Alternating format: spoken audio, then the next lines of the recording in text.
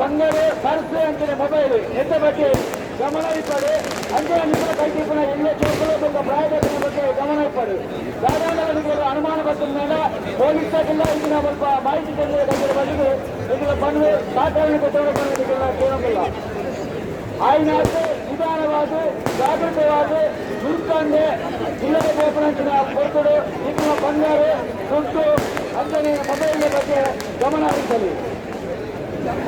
ದೇವರ ರಥೋತ್ಸವದ ಬಳಿಕ ಮನೆಗೆ ತೆರಳುವ ಧಾವಂತದಲ್ಲಿ ಭಗವದ್ಭಕ್ತರು ಗಮನಿಸಬೇಕು.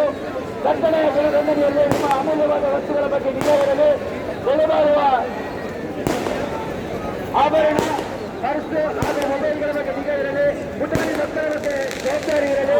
ವಯೋವೃದ್ಧರನ್ನು ಗಮನಿಸಿಕೊಟ್ಟು ದಯವಿಟ್ಟು ಈ ಜಾತ್ರೋತ್ಸವದ ಸರ್ವ ಕಾರ್ಯಗಳಿಗೂ ನಿಮ್ಮ ಸಹಕಾರವನ್ನು ಬಯಸ್ತಾ ಇದ್ದೇವೆ.